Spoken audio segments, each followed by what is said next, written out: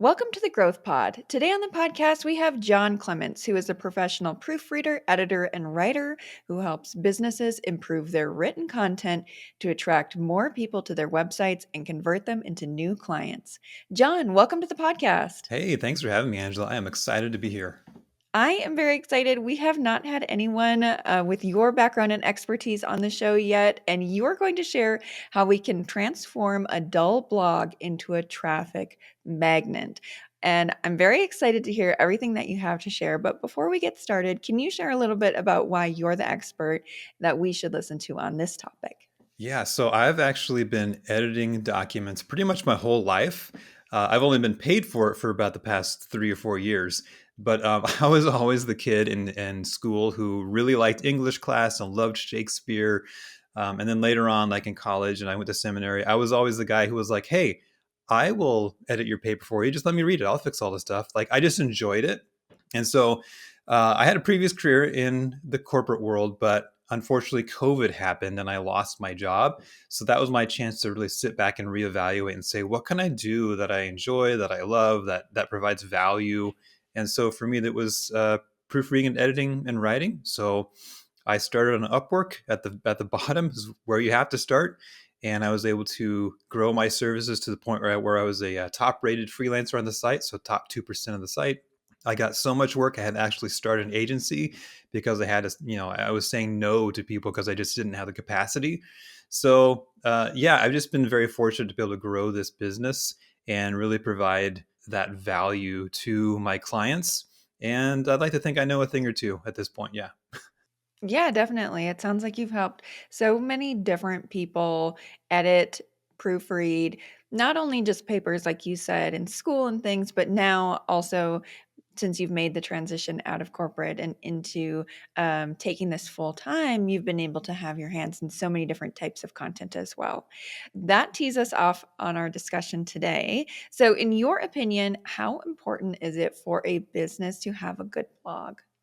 I might be biased, but I think every business needs a blog, and here's why. So, according to Opt-in Monster, if you have a blog, that increases your chances of ranking higher in Google by 434%. It's common to think that we're in the age of video and that it's all about YouTube and Reels and Shorts, and those are important, but a blog is still very important as far as like search engine results go, and a blog is still very important as far as like creating that relationship with your customers and potential customers. So there are a lot of reasons why it still makes sense to have a blog even in 2024.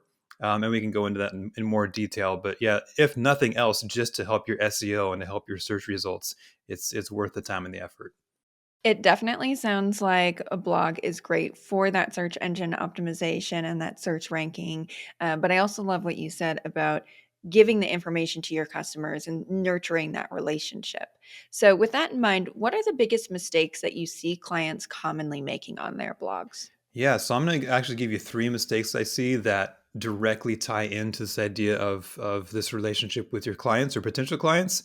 So what I see a lot of is number one, making the blog about you. So to you and to your listeners, you are all wonderful, amazing people, and I love you all, and you're awesome, and you're the expert, and I know that you're the expert. But when a person comes to your blog, that's not what they're there for, right? They're there to get their problem solved, to get their question answered. So as much as we all live in our own movie and star in our own movie, right? We all do it. Um, Make sure that at least when you're writing your blog, you are shining that spotlight on the reader. It's their movie and not yours. So that's one of the big mistakes I see is making it about you and not about your customer or the reader. The second thing is a tie into that is that a lot of people write blogs that provide information, but they don't really get into the customer journey. So, in other words, when someone comes to your site and reads about a product or service you provide, there's some next step that you want them to take, whether it's, click on the next article or sign up for a newsletter or schedule a meeting, whatever it might be. You need to tell us what that next step is because we don't know, right? We don't have ESP. We can't get into your mind and know what the thing is you want us to do. So make sure you just tell us. And it doesn't have to be super forward, but just, hey, if you're interested in more, here's the next thing. So that's the second mistake I see is not including that customer journey part. And then finally, uh, forgetting that a lot of people who come to your website are either on their phone or they're just skimming your article before they read it. So there are things you can do to format your blogs and your website to make it more mobile friendly, to give even people who just skim your article value and get them to get connected with you on a deeper level. And it's not writing a wall of text. And we can go into some of those, keys if we want, but those are the three big mistakes I see: is just making it about you and not them, forgetting about that customer journey piece, and then not realizing the number of people who are looking at your website on their phone or who are just skimming it for information. So I love what you're saying there. I think all three of those mistakes are critical. So if we're listening and we're realizing, like I am, like maybe I don't have enough CTAs sprinkled throughout my blog posts, how can we go and fix each of those to set our blogs up for success? Yeah, I can definitely tell you that it's not hard. It just requires doing it. So I'm going to give you actually three things that will tie into each of the things I just mentioned. So first of all, how do you make it more about your customer or more about the reader, get them engaged? And one thing that's really easy to do is to just go back and look at your introductions. Do they resonate? Do they have a hook in them? So what do I mean by that? Maybe you start with a story, a personal tie-in to what you're going to talk about. Maybe you start with a statistic. So you notice I started our interview with a statistic about Google and ranking, right? That's going to hook someone. Now they're interested. So you can do the same thing with your blog posts. So rewrite your intros to hook the reader, to really get them bought into what you're trying to say. And especially in an attention economy, that's super important. And as far as the customer journey goes, one of the best things you can do, whether it's a blog post or a newsletter or a social media post, is always end with a call to action, and make sure that call to action is to a product or service you currently sell. And where this comes in handy is, let's say you have a blog post that's 3 years old, and 3 years ago you sold a product that you don't sell anymore. Well, if you still have that in that blog post and someone visits your site and they click on that link and they get a 404, that's a problem, right? You're probably going to lose that sale. So that strong call to action that is current and up to date is a key. And then as far as the mobile users and the skimmers go, super easy way to fix that is to just add more white space. So don't have a wall of text. Don't have a paragraph that's 10 sentences long. Make that into 5 paragraphs of 2 sentences long, right? We're not in high school English class. It's okay if you don't follow exactly what your high school English teacher said to do. Just break it up. More white space, a couple sentences, and then a new paragraph. And then on top of that, if you don't have headers or call outs or things that people can easily grab onto to get an idea of the flow and logic and importance of that article, that's another good thing to go back and just add.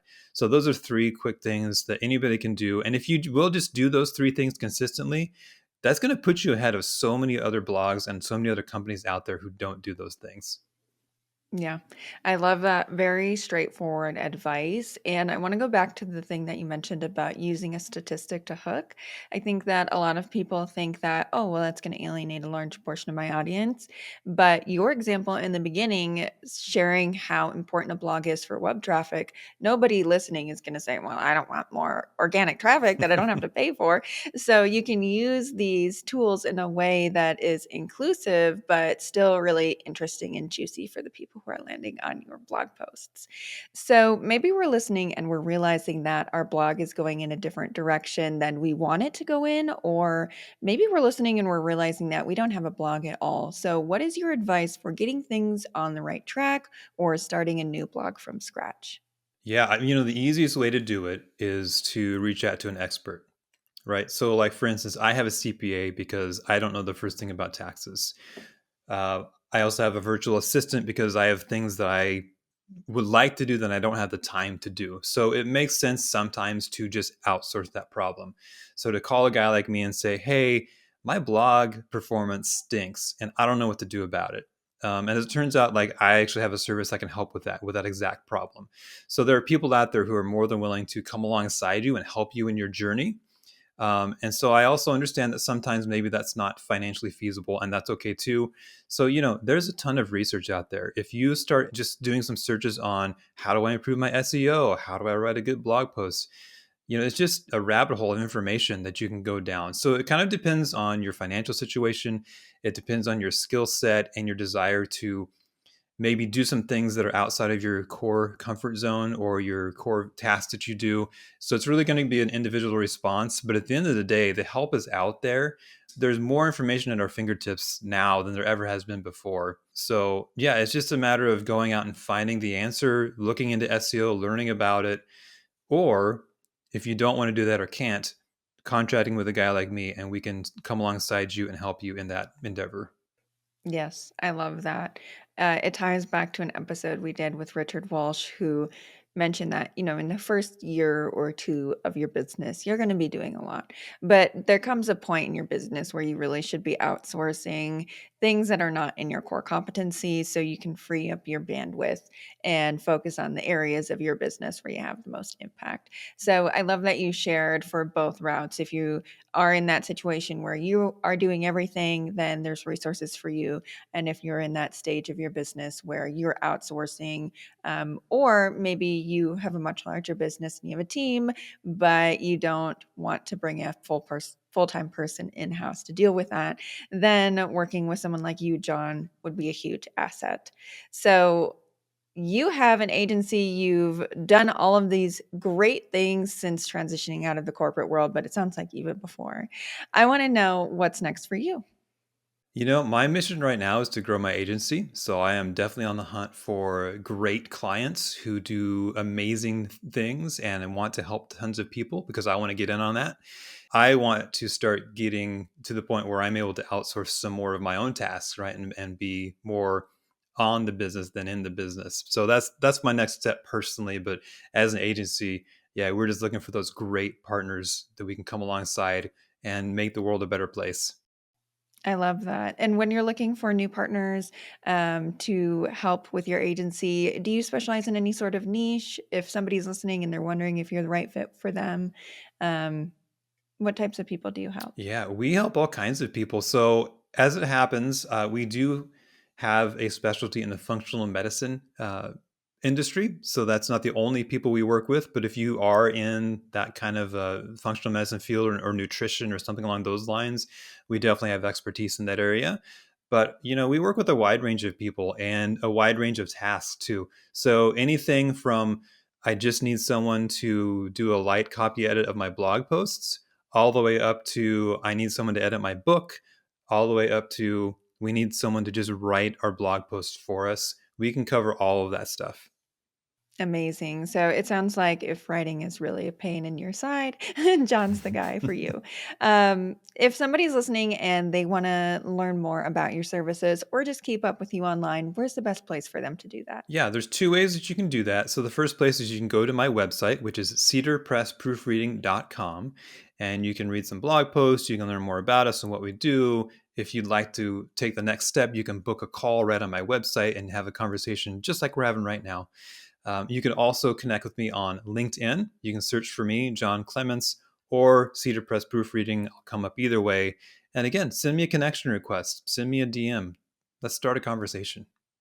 Amazing. And all of those links will be in the show notes. So if you're listening and any of that sounds good to you, it's right there for you. Jon, thank you so much for joining us today. I got a lot out of our conversation, and I know our listeners did as well. Oh, thank you for having me. Had a blast. If you enjoyed this episode of the Growth Pod, please leave us a review. It helps us reach other founders, entrepreneurs, and corporate leaders just like you. Thank you so much for listening, and I will look forward to seeing you in the next one.